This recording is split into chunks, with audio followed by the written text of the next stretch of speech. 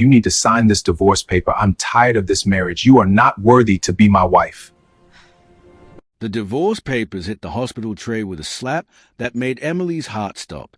She was 7 months pregnant, still wearing the wristband from her father's funeral that morning, and her husband Marcus stood at the foot of her bed with a lawyer she'd never seen before. If you've ever felt the ground disappear beneath you, hit that like button right now, because what happens next will leave you speechless. Marcus didn't even look at her swollen belly when he said, "Sign it, Emily. I'm marrying Vanessa next month." Emily's fingers trembled as she stared at the crisp white papers, the ink still smelling fresh like betrayal. Her father had been buried 6 hours ago in a pauper's grave in Queens, the man everyone called a street saint because he spent his days feeding homeless people from a battered food cart on Amsterdam Avenue. No one knew where he got the money for the meals. No one cared.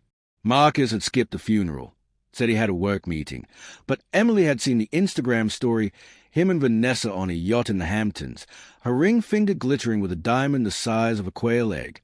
Now he was here, in the sterile hospital room where Emily had checked herself and after collapsing from grief at the gravesite, and he wanted her to sign away their marriage like it was a phone contract.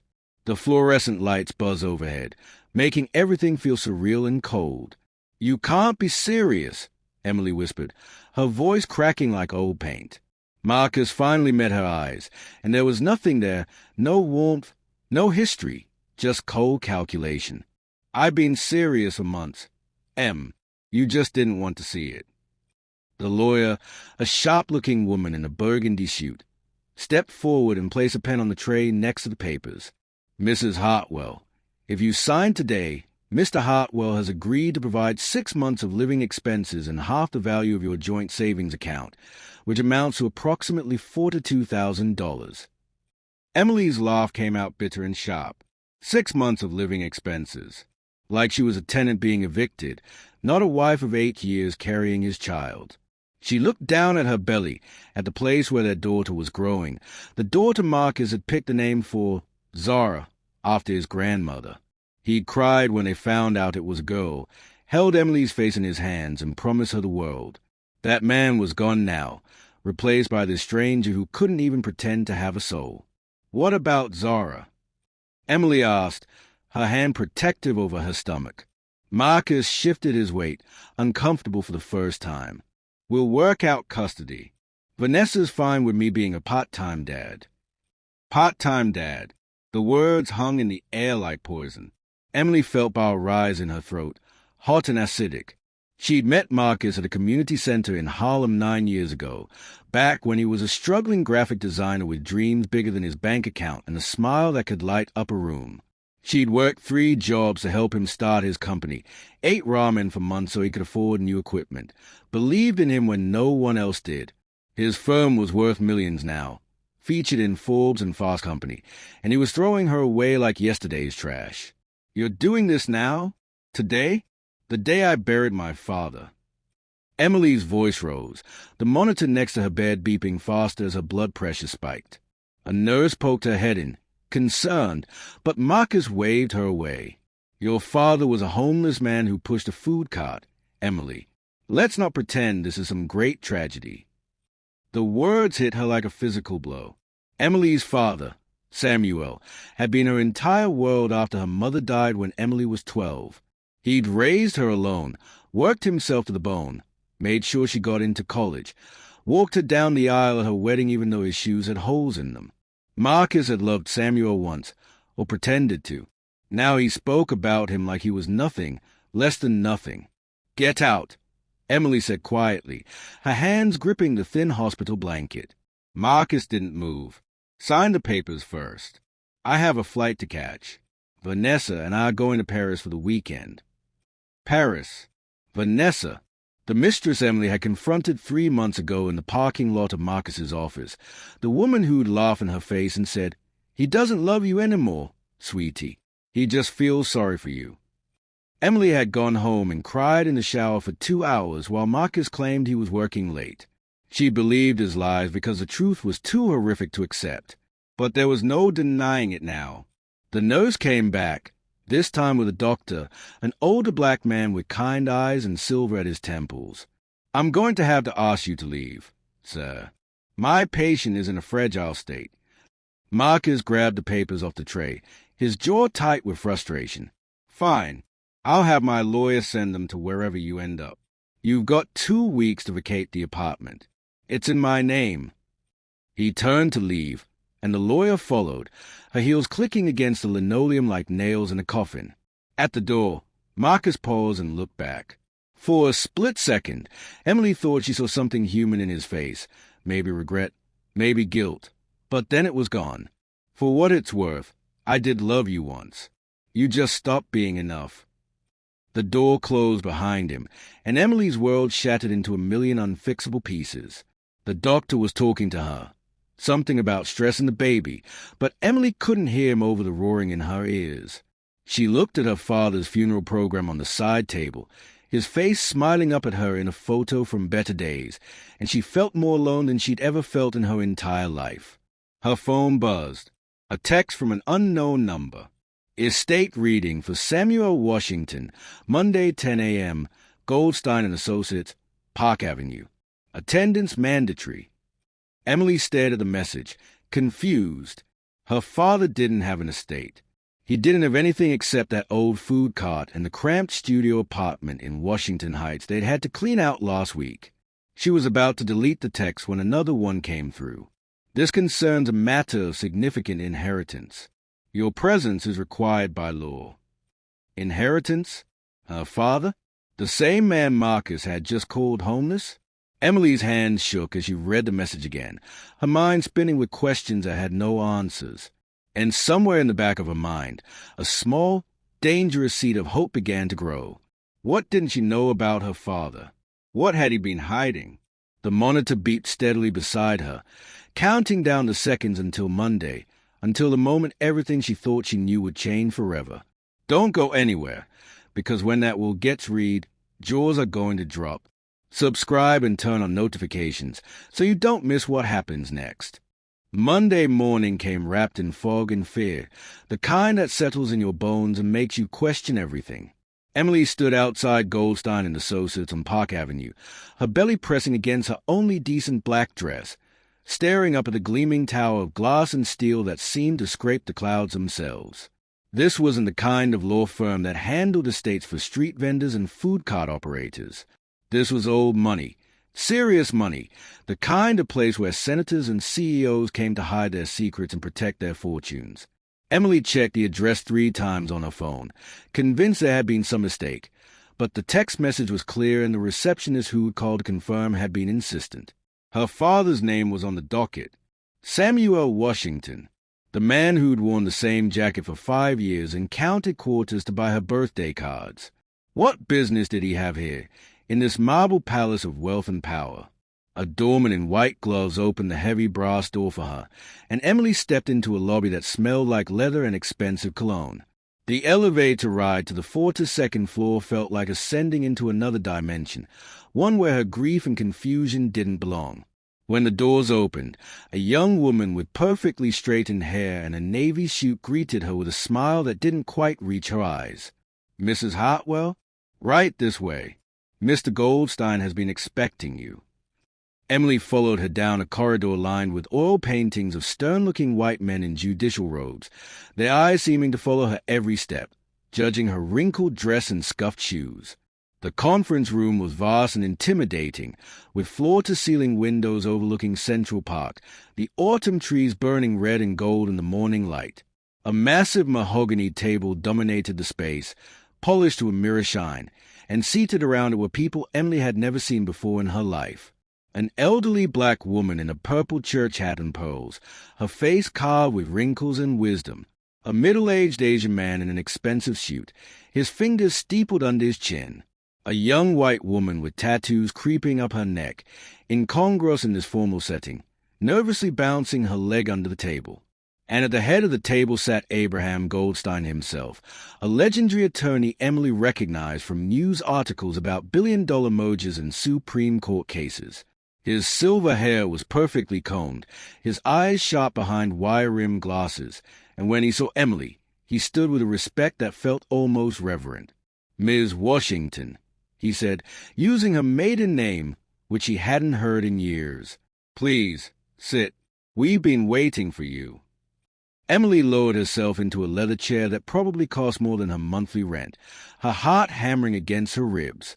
"I think there's been some mistake. My father, he didn't have anything. He lived in a studio apartment. He pushed a food cart." The old woman in the purple hat made a sound, something between a laugh and a sob. "Oh, child, your daddy had everything. He just chose to live like he had nothing." Mr. Goldstein opened a folder thick with documents, his movement precise and deliberate. "Ms. Washington, what I'm about to tell you will be difficult to process, but I need you to listen carefully. Your father, Samuel Washington, was not a poor man. In fact, he was one of the wealthiest individuals in the United States." The room tilted. Emily gripped the edge of the table, her knuckles going white. "That's impossible. You have the wrong person. My father, your father, was Samuel Washington III, heir to the Washington industrial fortune, founded by his grandfather in 1923.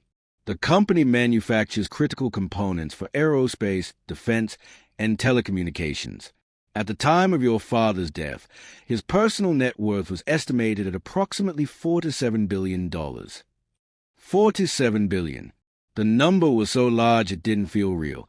Didn't feel like it could belong to the same man who taught Emily to tie her shoes and made her grilled cheese sandwiches cut into triangles because they tasted better that way.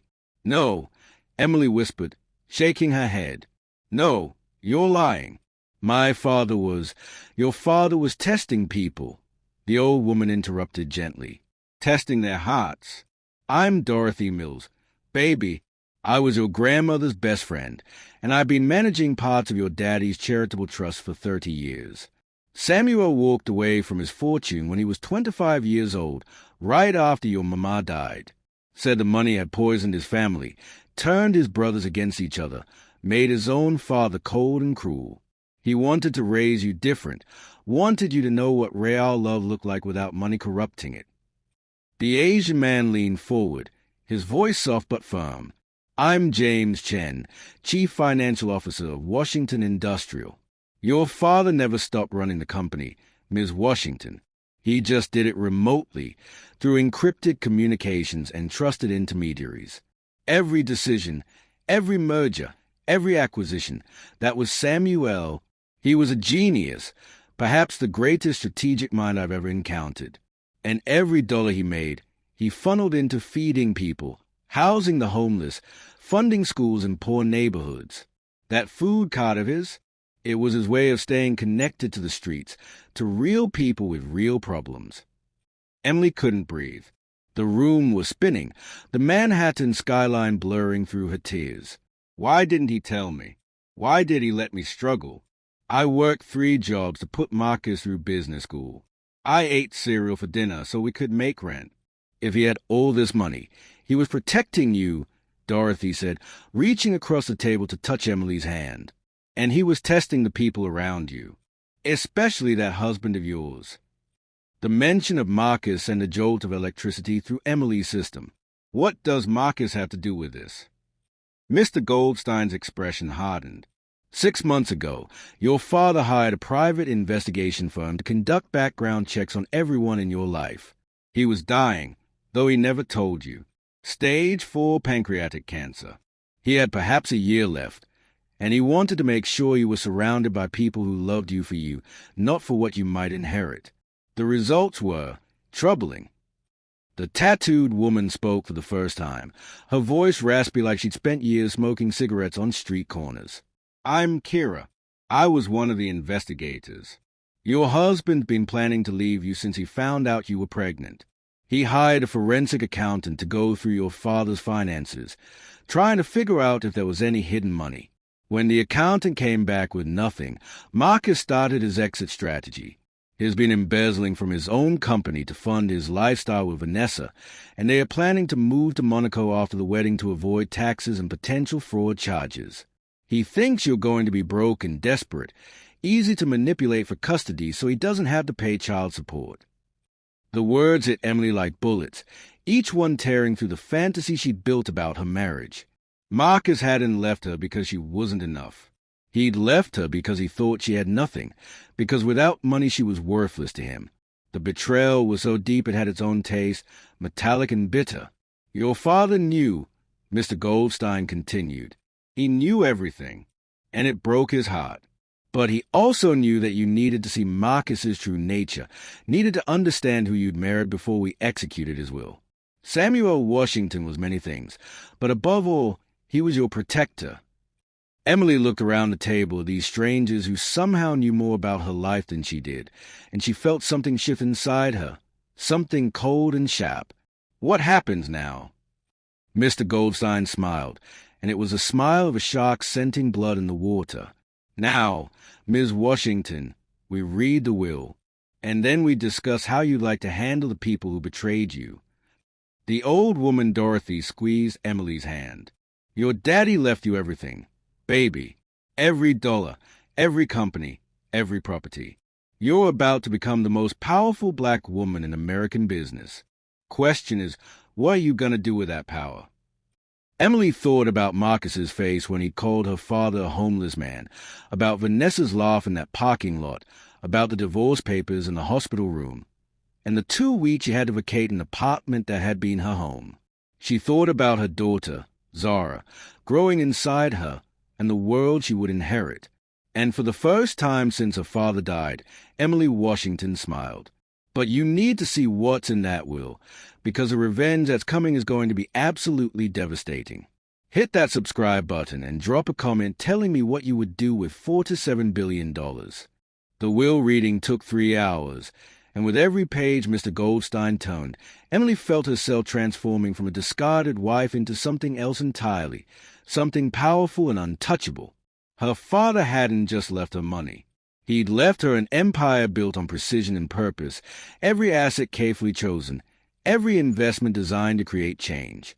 Washington Industrial owned patents worth billions, real estate in 43 countries, a private equity firm that controlled stakes in hundreds of companies, including 3 major social media platforms and the second-largest food distribution network in North America.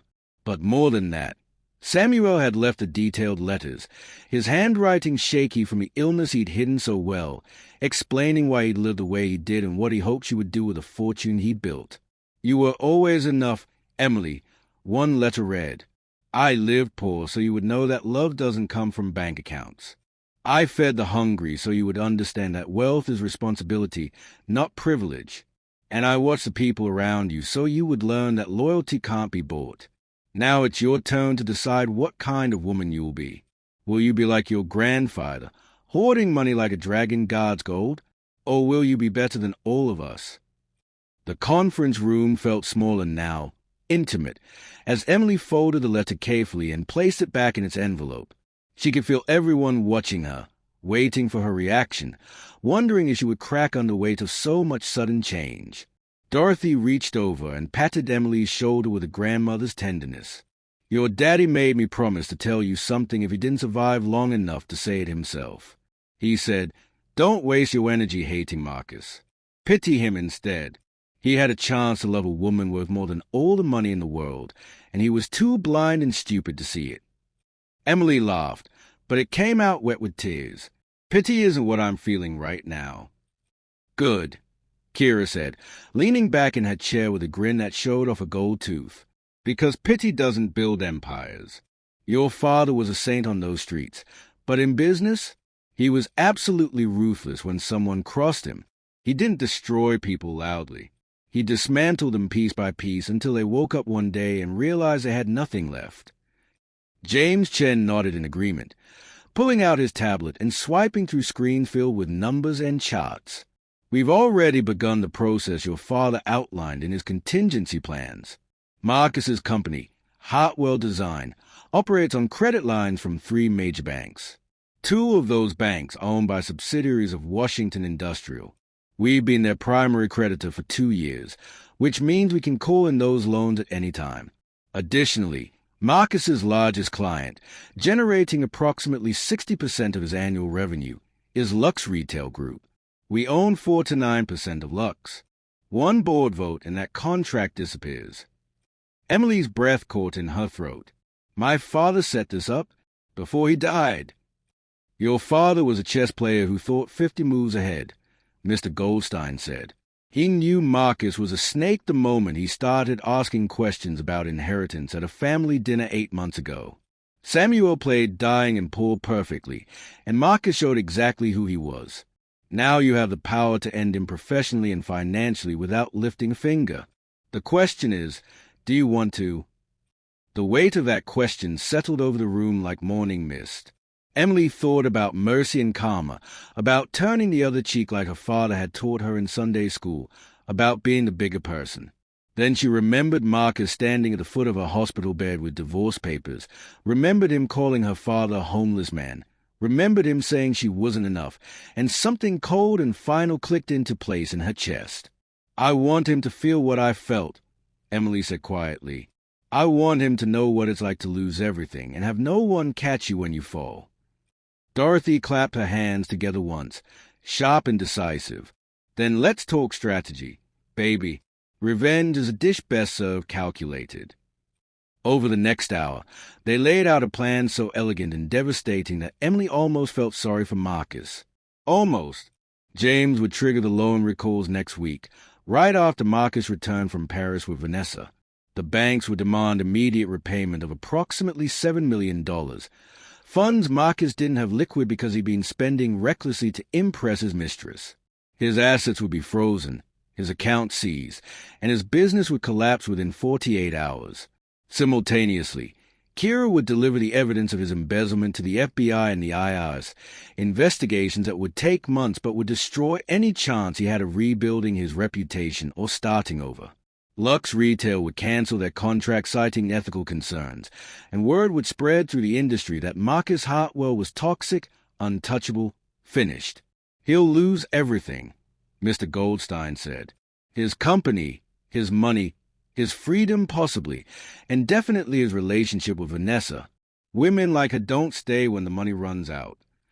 Emily should have felt triumphant. But instead she felt hollow, like she was standing at the edge of a cliff looking down at a long fall she couldn't stop. What about Zara? My daughter. She'll need a father. A father who wanted to be part-time. Dorothy's voice was gentle but firm. Baby, your daughter deserves better than a man who abandoned her mama while she was still in the womb. You can give her everything now. The best schools, the best opportunities, a mother who's strong enough to protect her from people who only love what they can use. That's worth more than a daddy who shows up when it's convenient.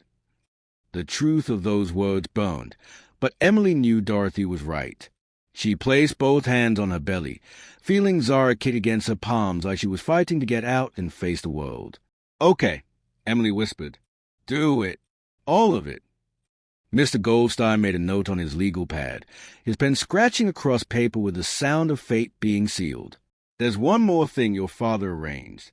He purchased a building where you and Marcus have your apartment. Outright. Cash. 3 months ago. You now own it, which means Marcus doesn't have a legal right to evict you. In fact, you have the right to evict him. The paperwork was filed this morning. When he returns from Paris, his key won't work, and there will be a restraining order waiting based on emotional abuse and threats against a pregnant woman. Everything he owns is in that apartment, including his passport and the backup drive for his company's entire design portfolio. Emily's eyes went wide. My father did all this while he was dying.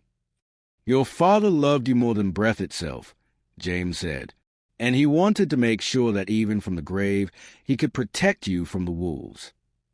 The meeting wrapped up with handshakes and promises to stay in touch, with Dorothy insisting Emily come to dinner at her brownstone in Brooklyn once things settled down, with Kira slipping Emily her card and saying, "You ever need someone investigated or handled, you call me."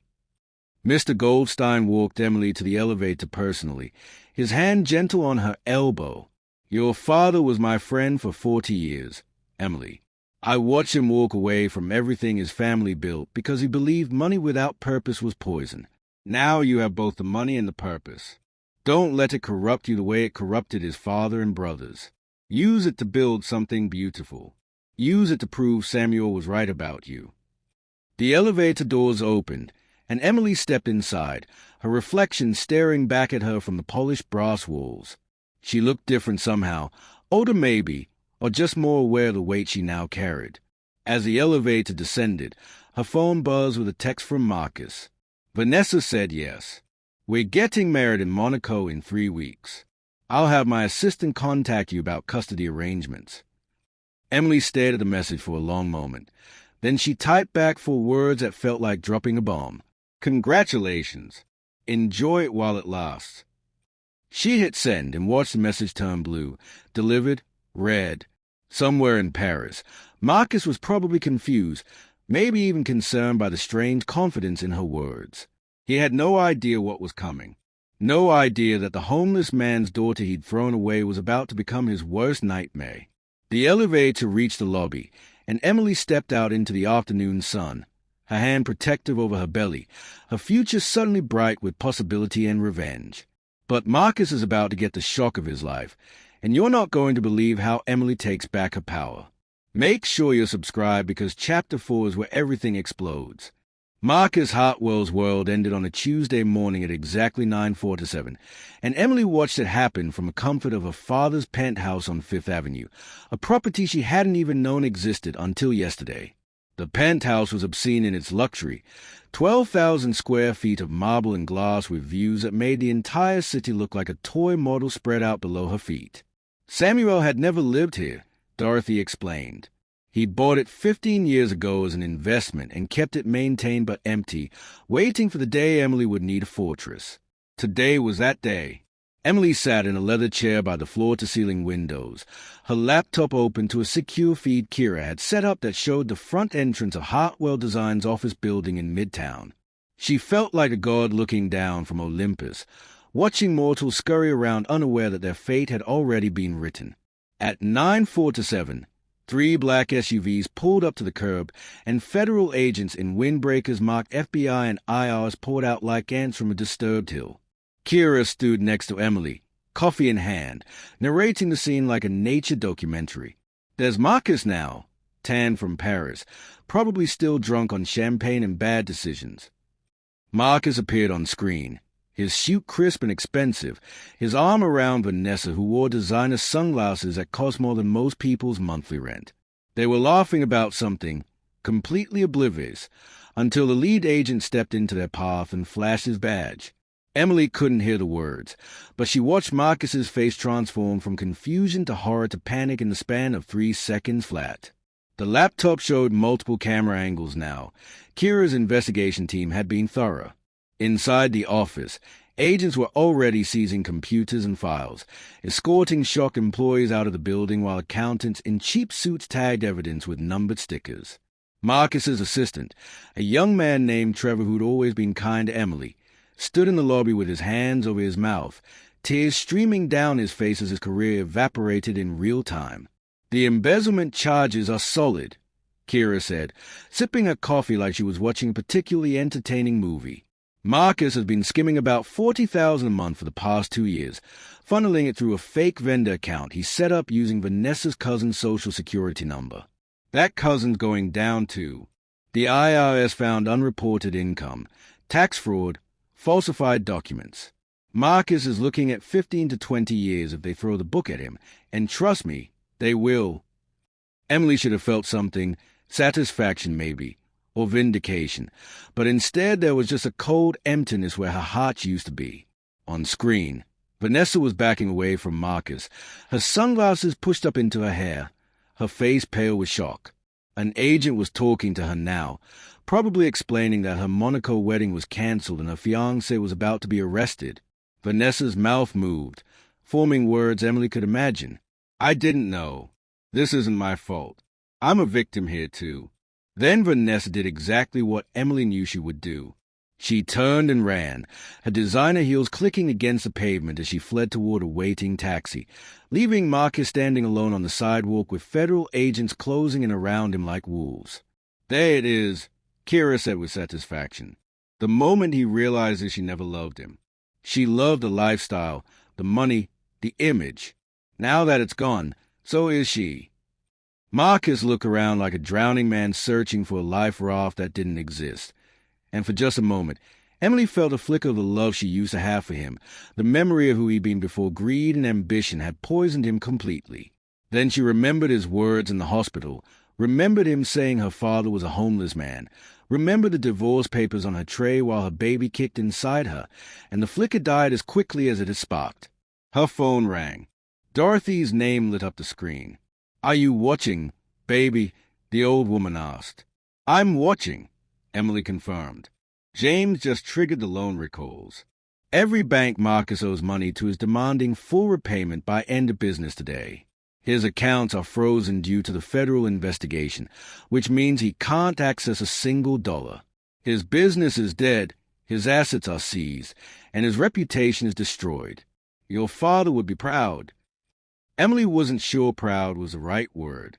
Satisfied, maybe. Avenged, certainly. "What happens now?" she asked. "Now you wait," Dorothy said. "Marcus is going to try to contact you. He's going to beg. Probably. Men like him always do when they finally understand what they've lost. You need to decide right now, before he calls, whether you're going to answer or let him drown in the mess he made."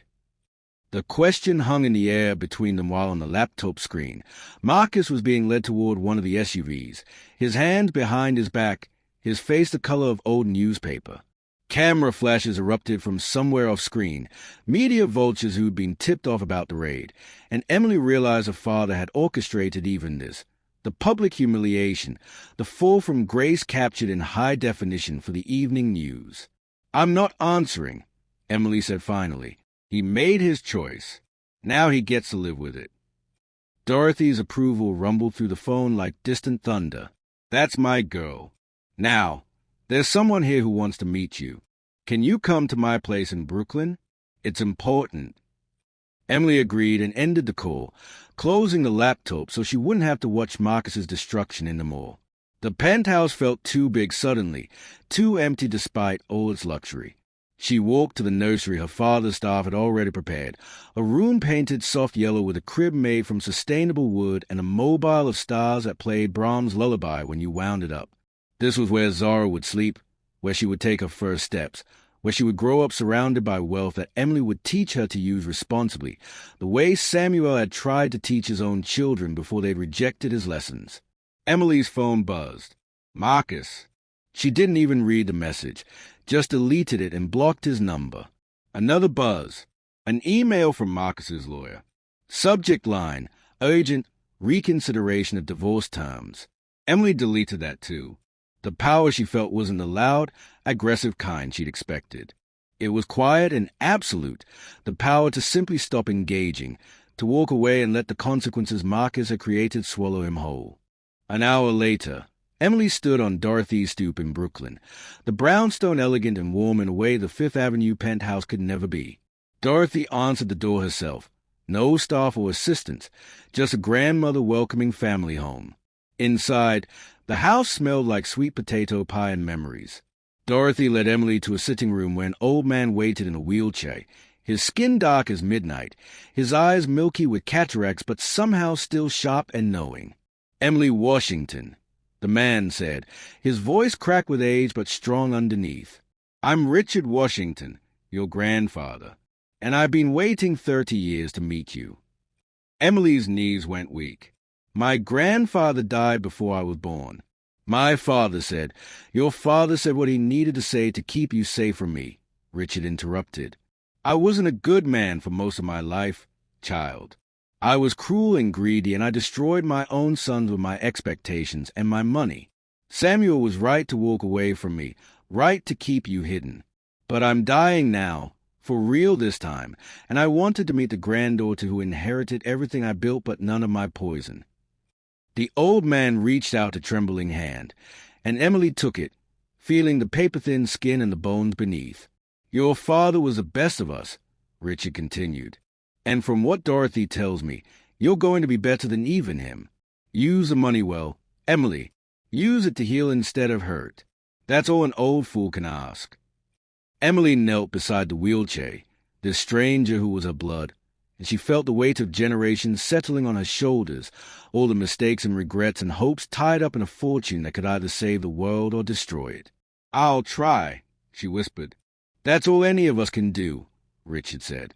And somewhere across the city, Marcus Hartwell sat in a federal holding cell, finally understanding what he'd thrown away.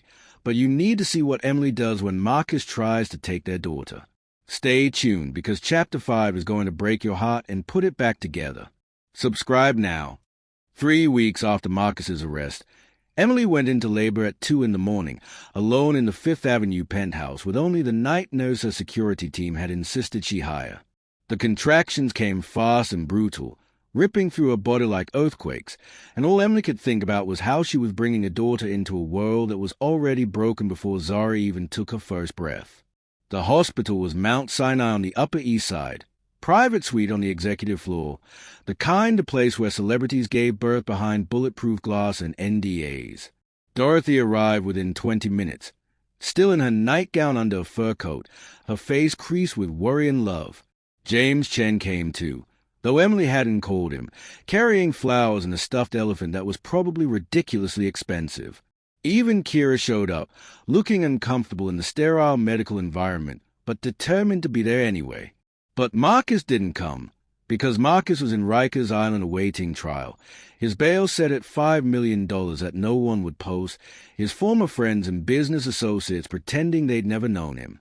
Vanessa had fled to Europe, her Instagram scrubbed clean of any photos with Marcus, already posting pictures with a French billionaire twice her age.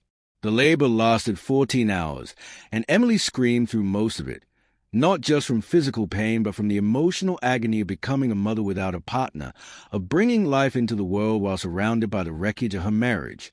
When Zara finally arrived at 4:17 in the afternoon, small and perfect, and screaming with outrage at being forced into existence, Emily held her daughter against her chest and cried harder than she cried since her father died. Zara had Marcus's nose and Emily's eyes, and she was beautiful in a way that made Emily's heart physically hurt. "She's perfect," Dorothy whispered, tears streaming down her wrinkled cheeks. Samuel would have loved her so much. The nurse took Zara to clean her up and run the standard test, and Emily lay back against the pillows, exhausted and empty and overwhelmed. Her phone sat on the side table, powered off since yesterday, and she knew when she turned it back on there would be messages from Marcus, pleas and demands and threats all mixed together in the desperate voice of a man who'd lost everything. Emily didn't want to hear any of it, but she knew she couldn't hide forever. James stepped forward, his expression serious. "There's something you need to know. Marcus filed an emergency custody motion from jail yesterday. He's claiming you're an unfit mother because of your father's history of, and I quote, mental illness and poverty, and because you've allegedly been under extreme emotional duress. His lawyer is arguing that the child should be placed in temporary foster care until a full evaluation can be completed." The words hit Emily like ice water. "Is in jail for embezzlement and fraud, and is calling me unfit." "Desperate men do desperate things," James said. "His lawyer is scum bottom feeder who works on contingency and doesn't care about facts, only billing hours. The hearing is scheduled for next week. We'll need to respond aggressively." Emily looked at Zara through the nursery window, her daughter swaddled in pink, her tiny fists waving at invisible enemies, and something fierce and primal rose up in Emily's chest. No one was taking her baby. Not Marcus, not some judge, not the entire legal system. She had $4 to $7 billion and an army of lawyers, and she would burn the world down before she let anyone hurt her daughter. "Get Mr. Goldstein on the phone," Emily said quietly, "and I want a team of the best family law attorneys in the country here by tomorrow morning. I want psychologists, character witnesses, investigators, everyone we need to bury Marcus so deep he never sees daylight again." Dorothy smiled, fierce and proud. "That's my girl. Now you're thinking like a Washington." The next 3 days were a blur of legal strategy sessions conducted from Emily's hospital room, lawyers in expensive suits flowing in and out with documents and precedents and attack plans. Mr. Goldstein brought in Amanda Chen, no relation to James, a family law specialist who'd never lost a custody case in 23 years. Amanda was a tiny Chinese-American woman with a smile like a knife and a reputation for destroying opposing counsel so thoroughly they often quit law altogether. "Marcus Hartwell is an idiot," Amanda said bluntly during their first meeting. is in federal custody facing serious prison time. He abandoned his pregnant wife. He's been exposed as a thief and a cheat, and he has no income, no assets, and no character witnesses willing to testify on his behalf. This custody motion is a Hail Mary from a drowning man. We're going to crush it, and then we're going to make sure he never bothers you or Zara again. The hearing took place in family court in downtown Manhattan, a building that smelled like desperation and broken promises. Emily arrived in a black dress that Dorothy had picked out, modest and maternal. Her hair pulled back simply, no jewelry except her father's watch that she'd found in his effects. She looked like what she was, a young mother trying to protect her child, not a billionaire heiress with the power to destroy lives. Marcus was brought in wearing an orange jumpsuit and handcuffs, his face gaunt from 3 weeks of jail food and stress, his eyes wild and unfocused. When he saw Emily, something crumpled in his expression, maybe regret or maybe just self-pity. His lawyer, a sweaty man named Berkowitz, who'd been disbarred twice in other states, immediately launched into a speech about Emily's instability and her father's suspicious death and the dangers of allowing a child to be raised by someone so recently traumatized. Amanda let him talk for exactly 90 seconds before she stood up and eviscerated him so completely that even the judge looked uncomfortable. She presented medical records showing Emily's excellent prenatal care and mental health evaluations. She brought in Dorothy as a character witness, the old woman speaking about Emily's strength and grace under pressure. She showed the court Marcus's arrest records, his financial crimes, his affair with Vanessa, his attempt to divorce Emily while she was 7 months pregnant and grieving.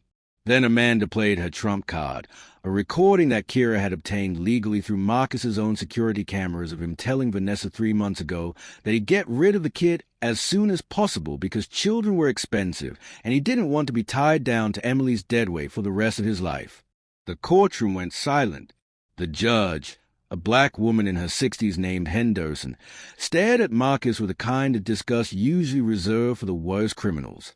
"Mr. Hartwell," Judge Henderson said, her voice cold as January wind, "I'm denying your motion for custody.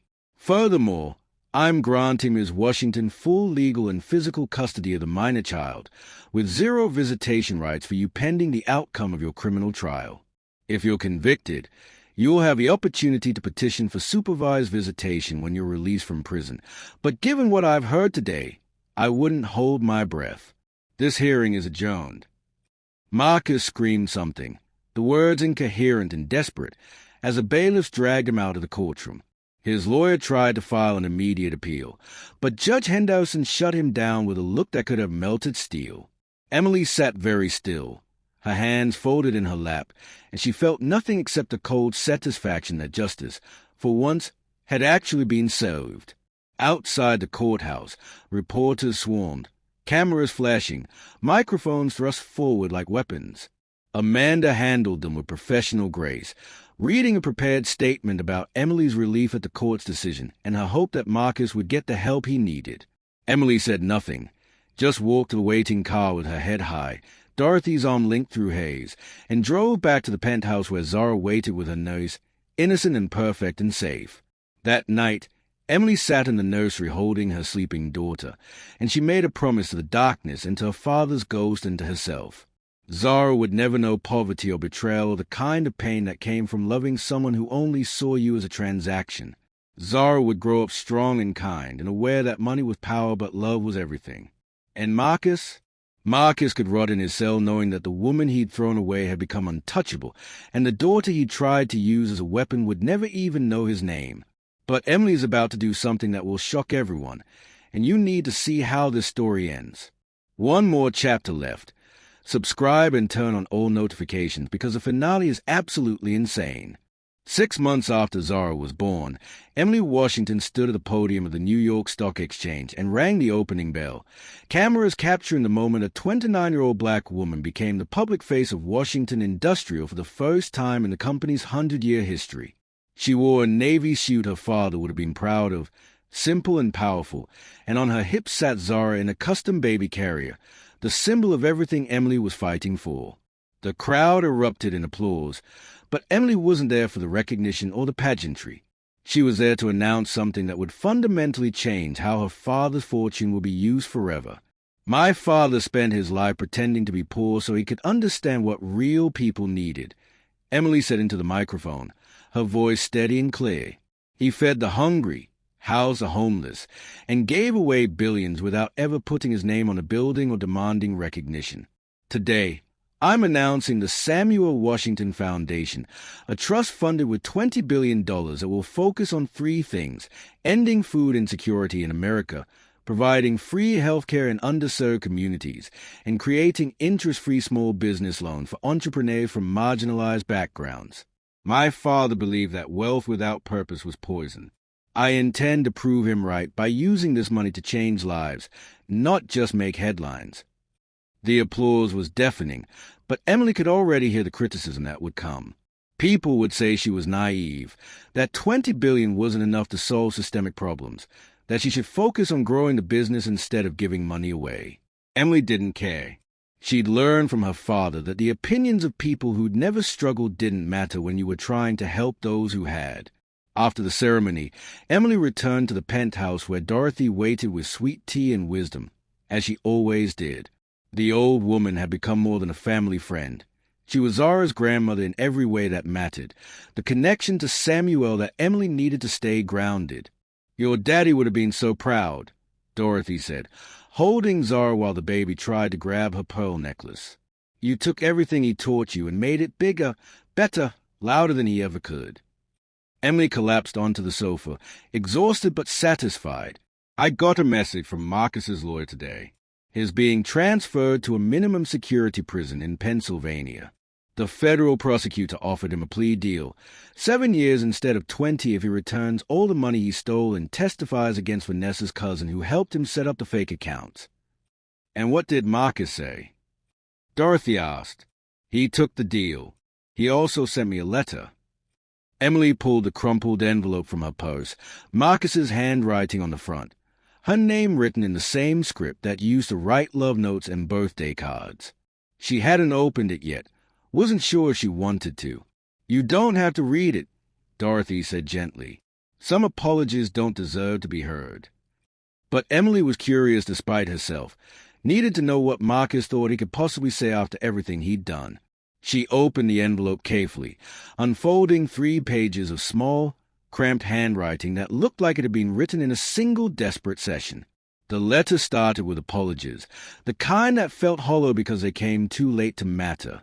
Marcus was sorry for leaving her, sorry for the divorce papers, sorry for calling her father a homeless man, sorry for trying to take Zara away. He blamed his actions on stress and bad influences and temporary insanity, all the excuses of a man who couldn't accept responsibility for his own choices. But then the tone shifted, and Marcus's true feelings bled through the fake contrition like ink through wet paper. He wrote about how unfair it was that Emily had inherited billions while he rotted in prison, how she should have told him about her father's wealth, how he would have stayed if he'd known what she was worth. He actually had the audacity to suggest that Emily owed him something, that their 8 years together entitled him to a portion of her inheritance, that Zara deserved a father who could provide for her properly if Emily would just pay his legal fees and set him up with trust fund when he got out. The letter ended with a threat wrapped in concern, saying that if Emily really loved their daughter, she would make sure Zara knew her father, and that keeping them apart would only hurt Zara in the long run.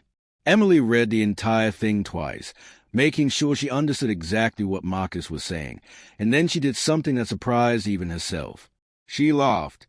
It started as a chuckle but grew into full-bodied laughter that made Zara giggle in response, and Dorothy stared at her with concern. "Baby, are you okay?" Dorothy asked. "I'm perfect," Emily said, wiping tears from her eyes. "He still doesn't get it. After everything that's happened, after losing his company and his freedom and his reputation, Marcus still thinks I owe him something. He still thinks this is about money." Emily walked to the fireplace, the one architectural detail from the old world that the penthouse had retained, and she held Marcus's letter over the flames. "This is the last piece of him I'm carrying. After this, he's just a mistake I learned from, not a wound I keep reopening." She dropped the letter into the fire and watched it curl and blacken and disappear into ash, and with it went the last connection to the man she used to love. The months that followed were a whirlwind of transformation. Emily moved Washington Industrial's headquarters from a traditional office tower to a renovated factory in the Bronx, creating hundreds of jobs in a neighborhood that desperately needed them. She fired every executive who'd enabled her grandfather's cruelty and replaced them with people who understood that business could be profitable and ethical at the same time. The Samuel Washington Foundation opened its first community kitchen in Harlem, serving free meals to anyone who needed them, no questions asked, just like Samuel used to do with his food cart. Emily worked 18-hour days, balancing board meetings and diaper changes, conference calls, and lullabies, building an empire that her daughter could be proud of. Zara grew fast, hitting milestones that Emily documented obsessively. First smile, first laugh, first time she grabbed her own toes and looked amazed that they were attached to her body. Dorothy was there for all of it, and so was James Chen, who become like an uncle, and Kira, who taught Zara to make a fist properly because every woman should know how to throw a punch. Even Richard, Emily's grandfather, spent his final months getting to know his great-granddaughter, the old man crying as he held Zara and apologized for all the years he'd wasted being cruel. He died peacefully in his sleep 3 days after Zara's first birthday. His last words to Emily are whispered, "You saved us. You saved the whole family." Emily didn't feel like a savior, just a woman trying to do right by the people who believed in her. She thought about her father constantly, wondered what he would say about the changes she'd made, whether he'd approve of her decisions or think she was moving too fast, too publicly. Then she'd remember his letters, his insistence that she'd be better than him, louder than him, braver than him, and she'd push forward even when doubt crept in. 1 year to the day after Samuel died, Emily stood at his grave with Zara on her hip and Dorothy by her side. The pauper cemetery in Queens had been transformed. Emily had bought the entire property and turned it into a memorial garden with benches and flowers and a statue of her father pushing his food cart, bronze and permanent and beautiful. "I did what you asked," Emily said to the headstone, her voice steady despite the tears. "I used the money to build something good. I protected Zara from the poison. I learned that love is stronger than wealth, but wealth in the right hand can create love where there was none before. I hope I made you proud." Zara babbled something that sounded almost like Grandpa, and Emily's heart broke and healed at the same time. Her daughter would never meet Samuel, but she'd grow up hearing stories about the trillionaire who lived like a poor man to understand humanity, the father who loved his daughter enough to test everyone around her, the legend who proved that money couldn't buy character, but character could change what money became. As they walked back to the car, Emily's phone buzzed with a news alert. Marcus had been released early for good behavior, reduced sentence down to 4 years. He was giving interviews to anyone who would listen, claiming he'd been set up, that Emily had orchestrated his downfall out of spite, that he was a real victim in their story. Emily read the headlines and felt absolutely nothing. No anger, no satisfaction, just indifference. Marcus was a ghost from a life she no longer lived, a cautionary tale she'd tell Zara someday about choosing partners who saw your worth beyond your bank account. "You think he'll try to contact you?" Dorothy asked, reading Emily's expression. "Probably," Emily said, "but I have lawyers for that now, and restraining orders, and a daughter who needs to see that her mother doesn't waste time on people who don't deserve it." They drove back to Manhattan, to the penthouse that finally felt like home, and Emily spent the evening playing with Zara and planning the foundation's expansion into education and criminal justice reform. Somewhere in Pennsylvania, Marcus was probably plotting his comeback, dreaming of redemption he didn't deserve. But Emily wasn't worried. She'd learned from the best that revenge wasn't about destroying your enemies.